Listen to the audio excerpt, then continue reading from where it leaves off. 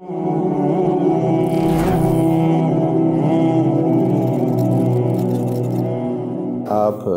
Mobile استعمال اس مقصد کے لیے کریں جس مقصد کے لیے آپ نے دیا۔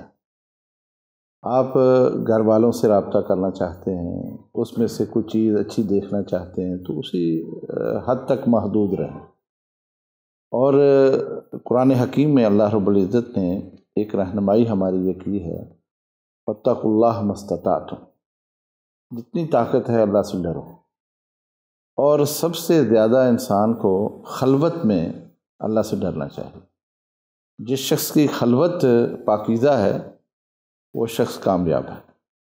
انسان گناہ کا تصور اور گناہ کی طرف مائل ہمیشہ خلوت میں جا کے آتا ہے، اس لیے کہ شیطان انسان کے ساتھ ہمیشہ رہتا ہے۔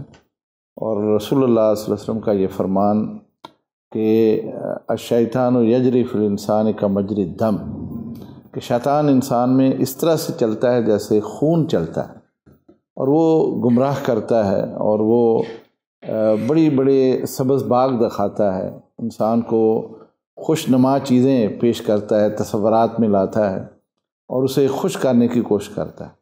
لیکن جیسے انسان اس کے پیچھے لگ کے اس گناہ اور دلدل میں پھنستا ہے تو وہ سائڈ پر ہو جاتا ہے اور کہہ دیتا ہے کہ یہ تو آپ نے میری بات مانی ہے، میں تو اس کا ذمہ دار نہیں ہوں۔ دوسری بات جو میں عرض کرنا چاہتا ہوں اس موقع پر وہ یہ ہے کہ دیکھیے، کوئی بھی چیز وجود میں آتی ہے نا تو اس کے فوائد بھی ہیں، نقصانات بھی ہیں۔ یہ چیزیں ہمیں سیکھنی چاہیے۔ آج کے دور میں جتنے آپ نوجوان ان چیزوں کو بہتر سمجھ سکتے ہیں، ہمارے جیسے لوگ جنہوں نے اس کا استعمال نہیں سیکھا تھا یا ہمارے عہد میں یہ چیزیں نہیں تھیں، تو ہمارے لیے ذرا مشکل ہے۔ دیکھیے، موبائل ہے، اس کا ایک مثبت استعمال ہے، یا اس کے علاوہ بھی لیپ ٹاپ ہے یا کوئی اور چیز ہے، اس کے مثبت بہت فائدے ہیں، آپ ریسرچ کر سکتے ہیں، اور منفی بھی ہے اس میں سے، جو چاہے اس میں سے آپ غلاظت دیکھ لیں، گندگی دیکھ لیں، اس میں سے بہت فحاشی ہے وہ دیکھ لیں۔ تو یہ تو پھر انسان کو اپنی ایک سوچ اچھی مثبت بنانی چاہیے اور اس طرف ہی اس کا رخ ہونا چاہیے، اور اس کے لیے ایک پاکیزہ سوچ رکھنی چاہیے۔ میں ہمیشہ یہ کہا کرتا ہوں کہ انسان کی جو ایک صحبت ہے نا، وہ اگر اچھی ہے تو یقیناً وہ پاکیزہ رہتا ہے، اچھا رہتا ہے۔ ایسے لوگوں کی صحبت میں رہنا چاہیے اور جو اچھے ہوں۔ میرے پاس ایک بچہ آیا، اس نے مجھے یہ کہا جی کہ مجھے بڑی پریشانی رہتی ہے، میں ہر وقت گھبرایا رہتا ہوں، اور مجھے نیند صحیح طریقے سے نہیں آتی ہے، اور میرے کئی مسائل ہیں، تو مجھے آپ بتائیں میں کیا کروں، کوئی روحانی علاج کرواؤں، کہاں جاؤں، کوئی کسی کے پاس جاؤں؟ میں نے کہا نہیں، آپ کو کچھ کرنے کی ضرورت نہیں ہے، میں آپ کا علاج خود ہی کر دیتا ہوں، تو آپ کل میرے پاس آنا، میں آپ کا علاج تجویز کر دیتا ہوں۔ وہ دوسرے دن میرے پاس آیا تو میں نے اس کے اطمینان کے لیے کچھ چیزیں اس کو دیں کہ یہ آپ نے کھانی ہیں۔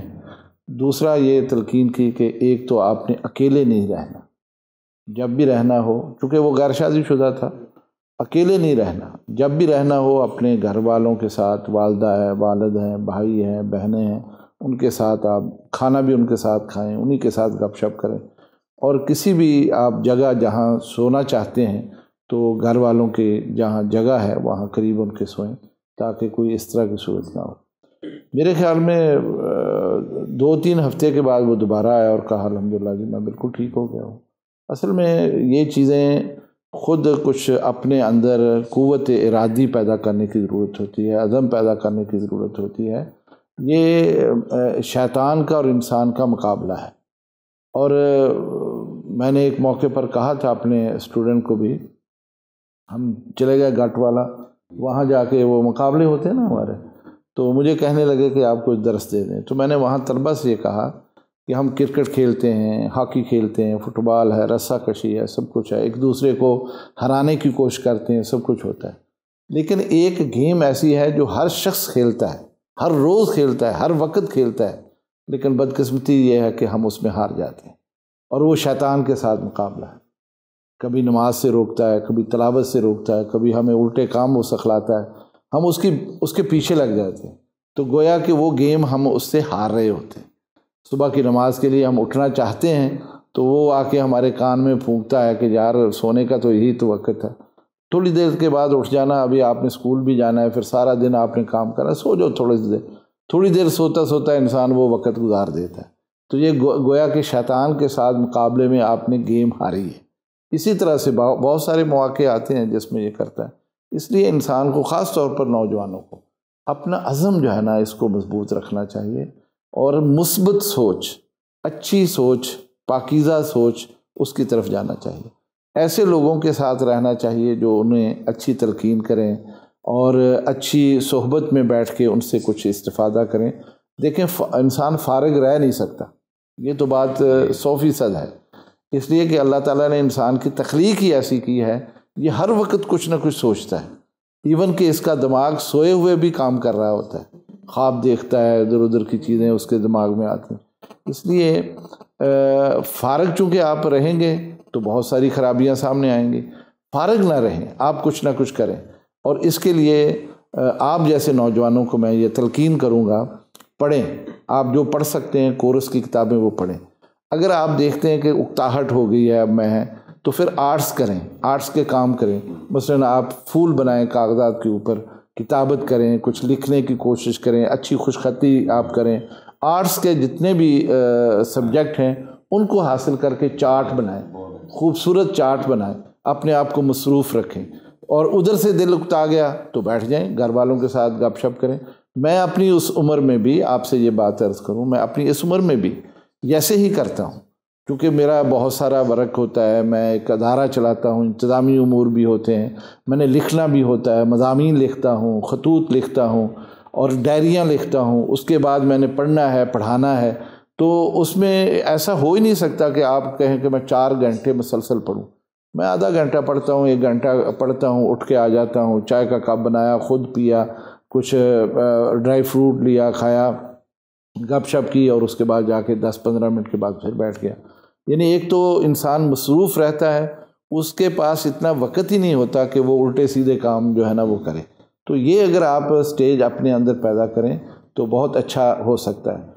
آپ کے علم میں ہے کہ لاہور میں ایک آرٹس کالج بھی ہے نا، یہ بڑا خوبصورت کالج ہے، اس کے جو پرنسپل ہیں، جو اب تو ریٹائر ہو گئے، میرے بڑے اچھے دوست تھے وہ، ہم ایک سفر میں ترکی گئے تو اکٹھے تھے ہم، تو ہمیں بہت موقع ملا۔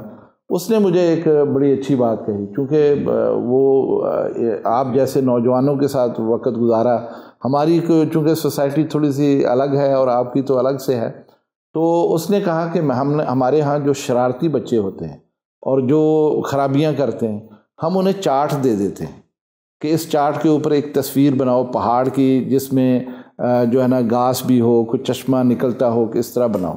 اب وہ کیا کرتا ہے، وہ لے کے بنانے کی کوشش کرتا ہے، خراب ہو جاتا ہے، پھاڑتا ہے، یعنی اس کا جتنا غصہ ہوتا ہے نا، جتنی اس کی منفی چیزیں ہیں، وہ اس کاغذات کو پھاڑ پھاڑ کے نکال رہا ہوتا ہے، حتیٰ کہ ایک وقت میں آ کے وہ صحیح ہو جاتا ہے، اور پھر اس میں دھیما پن پیدا ہو جاتا ہے، نارمل ہو جاتا ہے۔ میں نے یہ آزمائش اپنے ہاں بھی کی، جو بچے کوئی اس طرح کے ہوتے تھے نا، تو میں ان کو اس کام پہ لگاتا ہوں کہ آپ یہ کریں، تو میں نے دیکھا ہے ان بچوں کے اندر تبدیلی آئی۔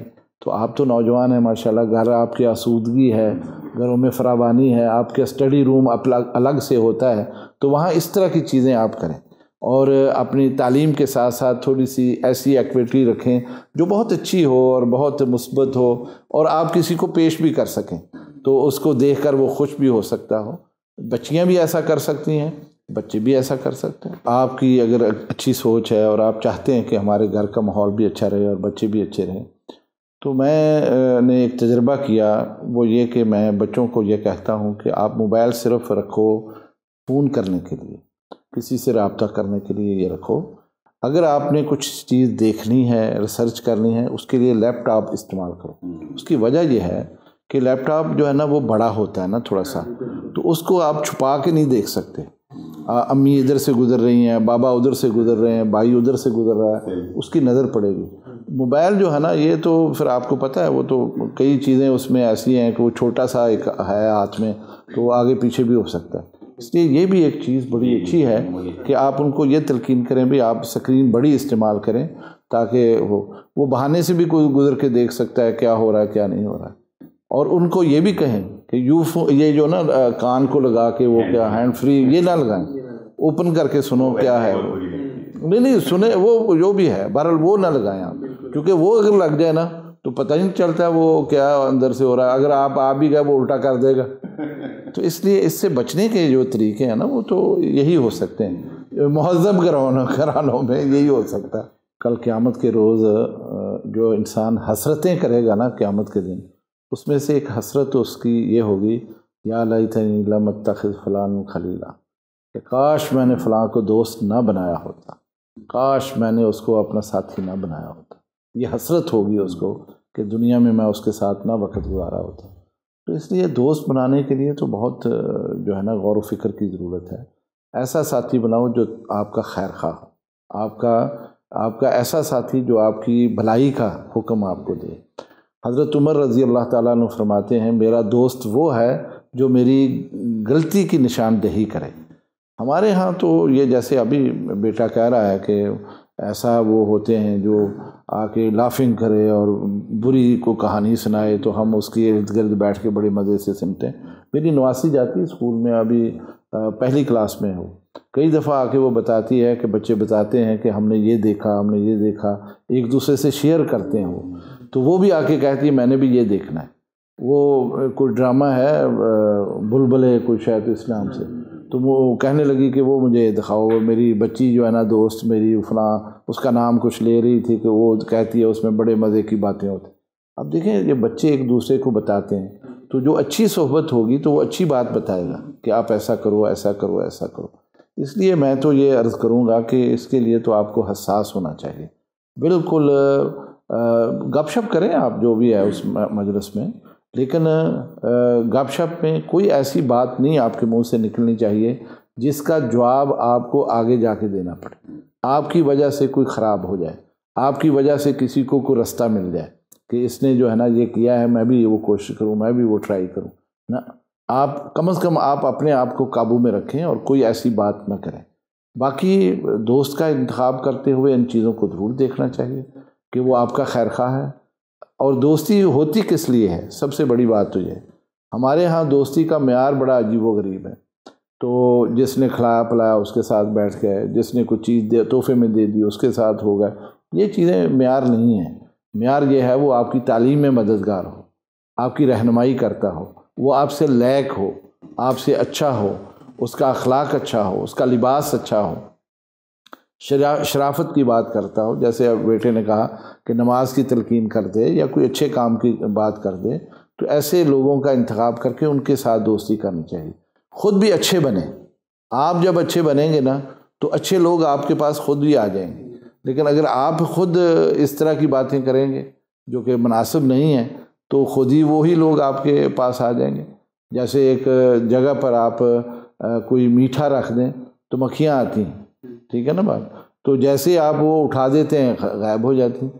تو بالکل یہی وہ چیز ہے، اگر آپ اچھی بات کریں گے تو اچھے لوگ آپ کے پاس آئیں گے، آپ اپنے آپ کو صحیح کر لیں تو انشاءاللہ العزیز اچھے دوست آپ کو مل جائیں گے۔ آج بھی اور اس سے پہلے بھی کچھ دن میں نے ادارے میں بھی بات کی، گزارش یہ ہے کہ انسان نشے کی طرف جو جاتا ہے نا اور کوئی منشیات جو استعمال کرتا ہے، اس کی کئی وجوہات ہو سکتی ہیں۔ ایک تو یہ ہے کہ شوقیہ جاتا ہے، پھر وہ اس دلدل میں پھنس گیا جیسا بتایا بیٹے نے، تو پھر تو وہ نکلنا مشکل ہوگا، یا پھر وہ مایوس ہوتا ہے کسی معاشرے کے اپنے کردار سے، اپنی تعلیم سے، کسی اور وجہ سے، گھر کے ماحول سے، مایوسی کو ختم کرنے کے لیے سکون کی تلاش میں وہ نشے شروع کر دیتا ہے، اور نشہ کسی بھی شکل میں شروع ہو جائے نا، اس سے جان چھڑانی پھر مشکل ہو جاتی ہے۔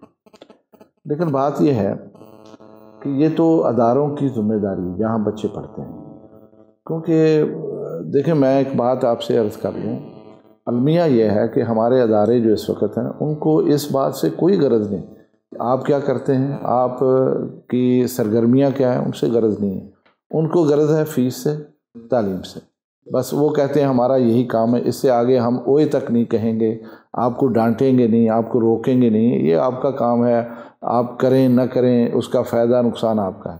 حالانکہ یہ نہیں ہونا چاہیے، اداروں کا کام تو یہ تعلیم اور تربیت۔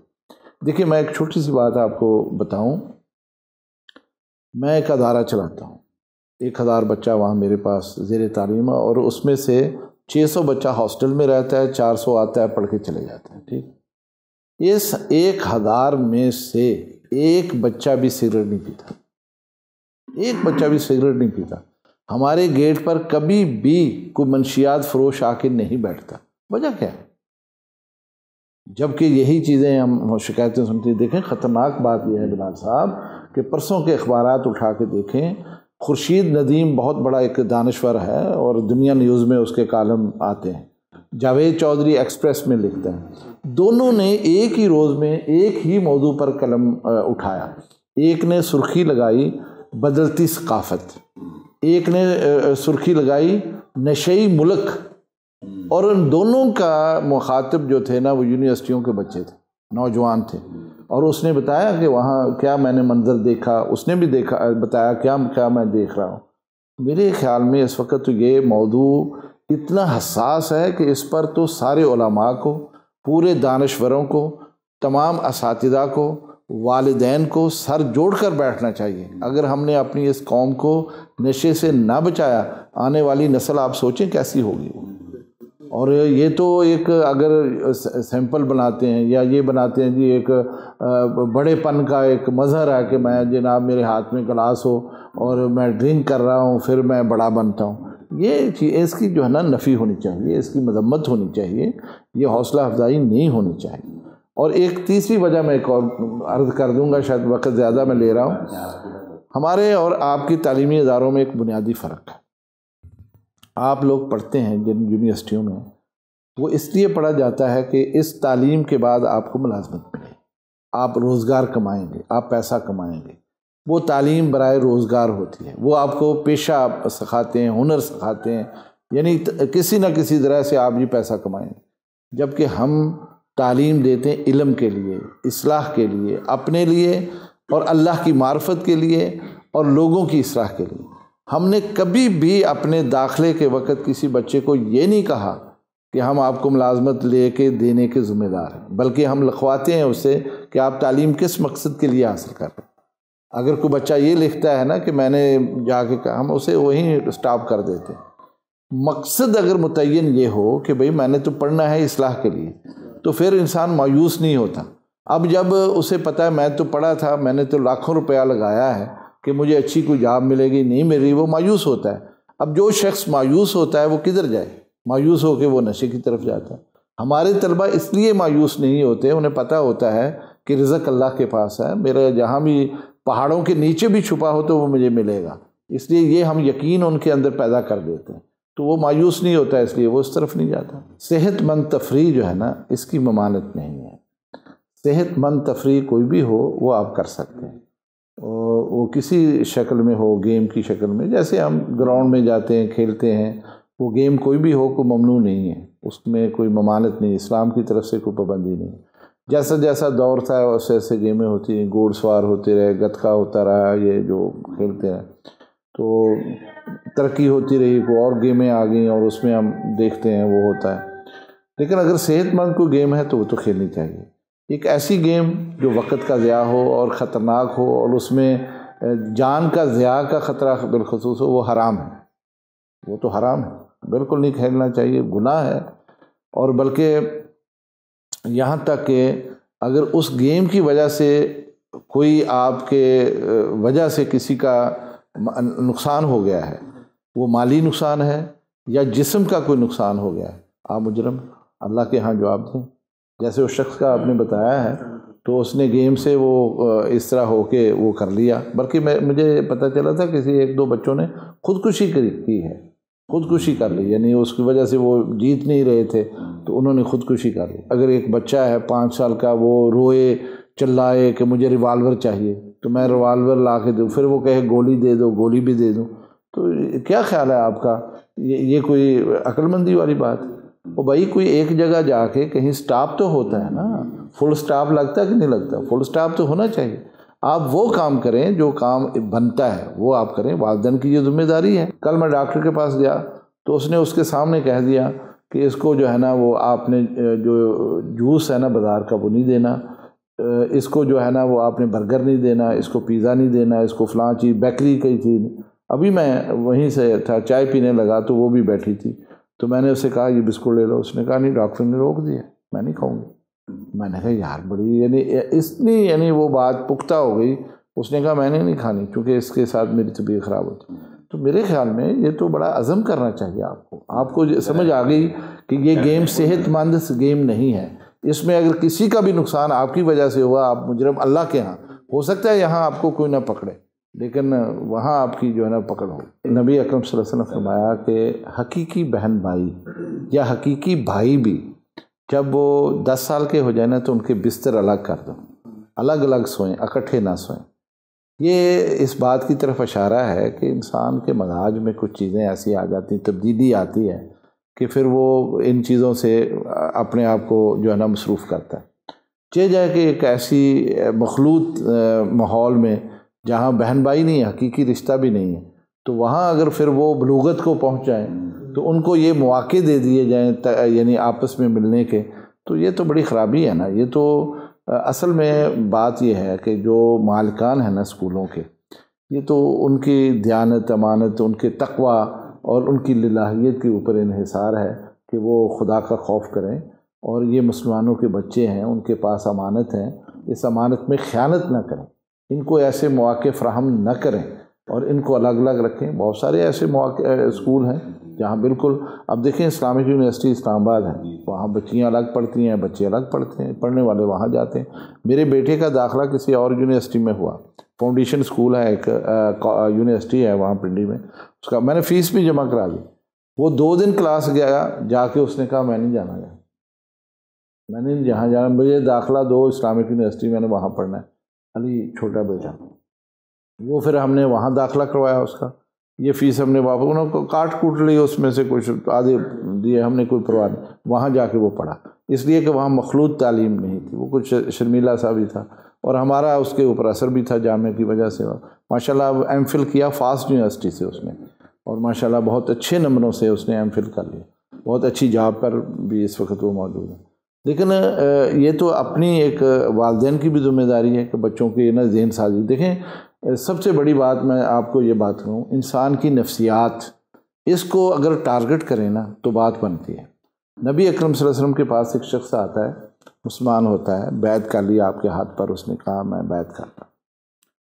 اس کے بعد کہنے لگا یا رسول اللہ مجھے ایک بات کی اجازت دے۔ آپ نے فرمایا کیا؟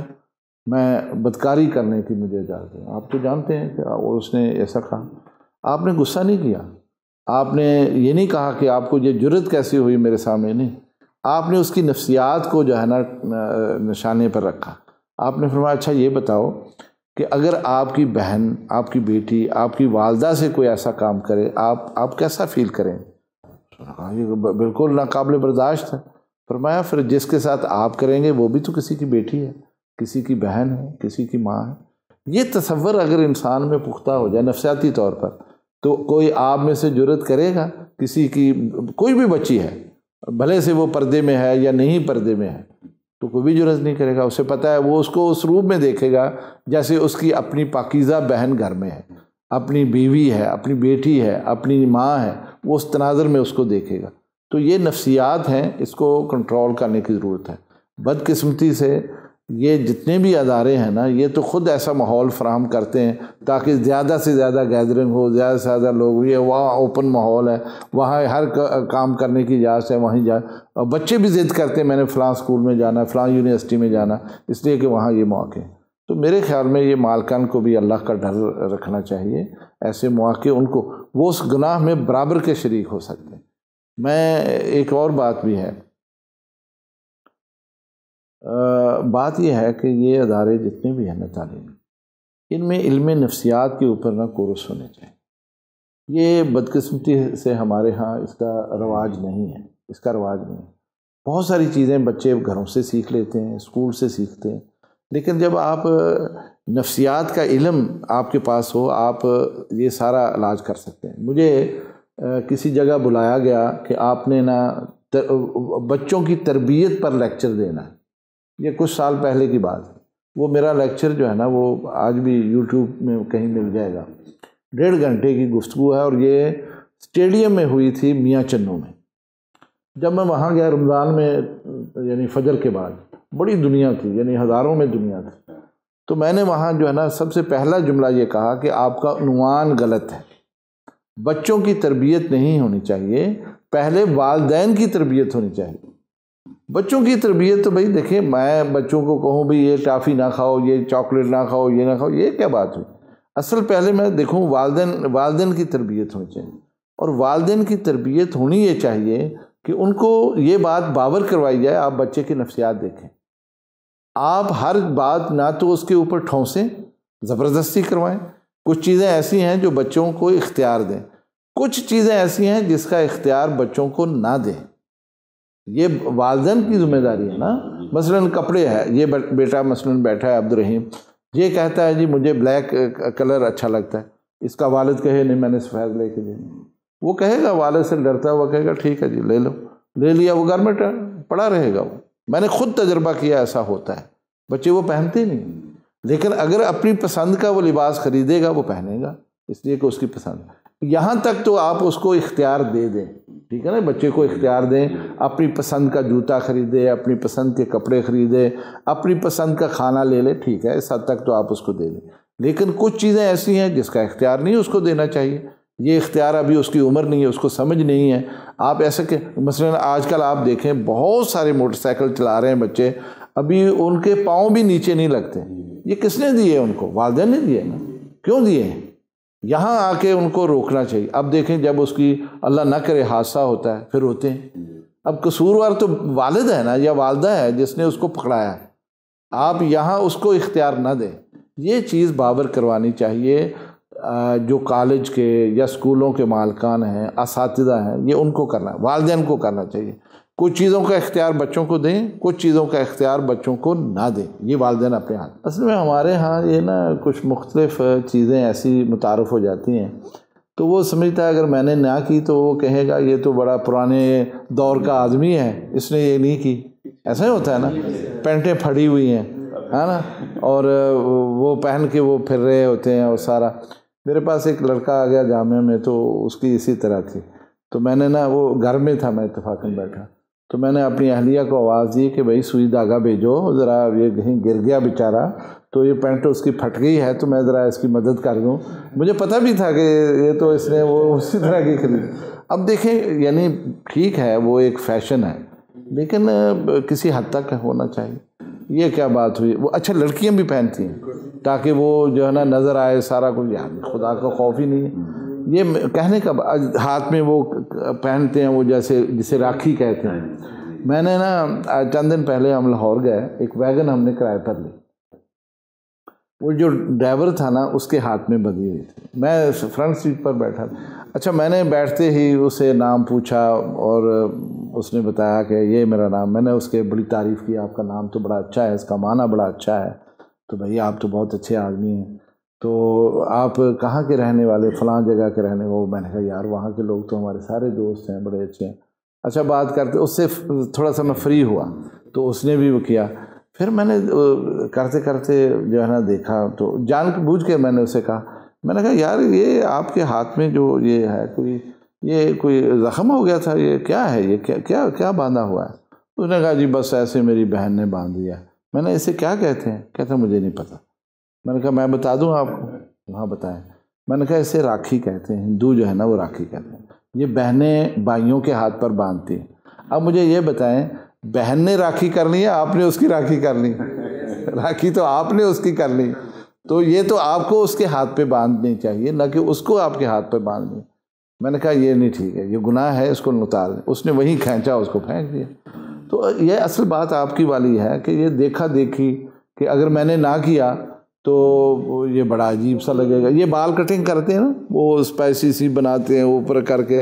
حالانکہ اچھا اگر کوئی نہیں کرتا تو وہ کہتے ہیں پرانے دور دا بندہ، پتھر دے دور دا بندہ سارا بیٹھا. یار کہ عقل ہی کوئی نہیں ہے. یہ بات اصل میں نے کی چھوٹے بچوں کی، یعنی ابھی 6-7 سال کا بچہ ہے، 5 سال کا بچہ ہے یا 10 سال کا بچہ بھی ہے، اسے کچھ نہ کچھ اگر آپ اس کی نفسیات کے مطابق کوئی چیز لے، وہ بڑی خوشی سے اس کو جو ہے نا وہ کرے گا. ہمارے گھروں میں، آپ کے گھروں میں بھی ہوتا ہوگا، آپ سے پوچھا جاتا ہے بیٹا کیا کھاؤ گے آج؟ آپ کہتے ہیں چپس کھانے، بنا دیتے ہیں چپس، اس کی یعنی خواہش پوری کریں لیکن ایک حد تک. لیکن اگر اس سے آگے کچھ چیزیں ایسی ہیں جو والدین کو اپنے ہاتھ میں رکھ، موت کا موضوع ہے، مرنا ہے ہم نے، موت ہے، موت کیا ہوتی ہے، موت کے بعد کیا ہوگا، ہمارے ساتھ کیا سلوک ہوگا. لوگ کہتے ہیں یار کچھ تسی مایوسی کری جاندے ہو کہ کوئی اچھی گل کرو، یعنی کوئی اچھی حوصلے افزا بات، یہ موضوع نہ چاہیے. آپ کو بھی پتہ ہے نا، پسند نہیں کیا گیا. دوسرا ہے طلاق کا موضوع. طلاق کا موضوع ایسا ہے جو کہ ہمیں، چلو آپ یوں کہہ سکتے ہیں کہ 20% لوگ اس وقت ہمارے پاس فتوے لینے آتے ہیں، ہمیں تو پتہ ہے کہ کیا صورتحال ہے اور کتنی طلاق کی شرح بڑھی ہوئی ہے. اب طلاق کے موضوع پر بات کریں، لوگ کہتے ہیں یہ نحوست ہے. آپ کیسی بات کر رہے ہیں؟ یعنی خطبہ بھی دینا تو کہیں گے یار آپ نے اچھے موضوع پر بات نہیں کی، اس کی ضرورت جس کو ہوگی وہ پوچھ لے، یہ وہ طریقہ تو اس کو بتانا چاہیے نا. یعنی ایک طریقہ اسلام نے بتایا ہے کیسے ان چیزوں کو لینا. اگر دیکھیں نا، لوگوں کو مسائل پتہ ہو کہ اگر آپ شادی کرتے ہیں تو شادی کا ایک طریقہ کیا ہے، اور اگر اکٹھی بھی شادی ہوتی ہے، نکاح ہوتا ہے، 2 بہنوں سے ہی ہوتا ہے، تو اس کا طریقہ کار کیا ہے، کیسے آپ نے اس کو الوداع کرنا ہے، اس کی ذمہ داری تو پوری طرح سے ایسا تو ہو نہیں سکتا. یعنی یہ دیکھیں نا، ایک آپ والی بات ہے تو ڈرامہ ہی، کہ ڈرامے میں وہ ایسا ہو سکتا ہے، حقیقی زندگی میں کیسے ہو سکتا ہے کہ آپ 2 حقیقی بھائی کیوں نہ ہوں، 2 حقیقی بہنیں کیوں نہ ہوں، جب ہم ان کو الوداع کریں گے ہمیں پتہ ہے اس کا نکاح اس کے ساتھ، اس کا امپاسبل ہے کہ وہ اس کو جو ہے نا وہ ادھر کر دیں ہم. لیکن وہ کر کے لوگوں کو غلط فہمی میں مبتلا. اس موضوع پر اگر ہم بات کریں تو لوگ کہیں گے چھوڑو جی تسی کہڑے کموں پی گئے، کوئی اور سانوں گل کرو، تسی اللہ اللہ سانوں سکھاؤ، ہے چھوڑو تسی. کچھ چیزیں ایسی ہوتی ہیں جو انسان ابتدا میں تو اس کو اس کے مضمرات کا یا اس کے نقصانات کا اندازہ نہیں ہوتا ہے، لیکن وقت گزرنے کے بعد پتہ چلتا ہے کہ میں نے تو یار بڑی غلطی کی اور یہ وقت میں نے فضول کام پہ لگا دیا. یہ تھوڑا سا نا شعور اس کا پیدا، یہی بات میں کر رہا ہوں نا علم نفسیات کے حوالے سے، کہ یہ اداروں کے اندر اس کا جو ہے نا اہتمام ہونا چاہیے. ہم نے اپنے ادارے میں یہ کیا، 2 دن کا یہ ورکشاپ ہم نے کی اور طلبہ کو یہی باور کروایا کہ کس طرح کے مجالس، کس طرح کے دوست اختیار کرنے چاہیے، اس کا معیار کیا ہونا چاہیے، اور کیسی سوسائٹی کے اندر آپ کو جو ہے نا وقت گزارنا چاہیے، اور اس کے لیے آپ کو جو ہے نا ان شرائط کے اوپر آپ اپنا جو ہے نا کام کریں. انسان کو ایسا دوست اختیار کرنا چاہیے کہ اس کے ساتھ بات کرتے ہوئے آپ کو کوئی پرابلم نہ ہو، کوئی شرمندگی نہ ہو. یعنی وہی بات جو آپ اس کے ساتھ شیئر کر رہے ہیں نا، آپ اپنے والدہ کے سامنے، اپنے والد کے سامنے بھی بتا سکیں یہ میرا دوست ہے، اس سے ہماری یہ گپ شپ. اگر آپ یہ بات ان سے چھپاتے ہیں تو اس کا مطلب اس میں کوئی گڑبڑ ہے، اس سے بچ تو ہونا تو یہی چاہیے نا. یہ معیار کم از کم اس کا ہو کہ اس دوست کو آپ گھر بھی لے آئیں تو آپ کے والدین اس کو قبول کریں، آپ ان کے جائیں گھر میں تو وہ ان کے والدین آپ کو قبول کریں، انہیں معلوم ہو کہ یہ شریف طالب علم ہے یا شریف آدمی ہے، ایک اچھا ہے، اخلاق والا ہے، اور یہ ان تمام چیزوں سے ذرا ہٹ کے ہے، ایسا کرتا ہے، تو پھر میرے خیال میں وہ درست ہوتا ہے. اور والدین بھی ان دوستوں سے ملنا چاہیے، ان کے ساتھ گپ شپ کرنی چاہیے، خیر و عافیت کے بہانے ان کے دماغ کا جو ہے نا ایک معائنہ ہو جاتا ہے، پتہ چل جاتا ہے اس کی نفسیات کیسی ہیں، یہ کرنا چاہیے.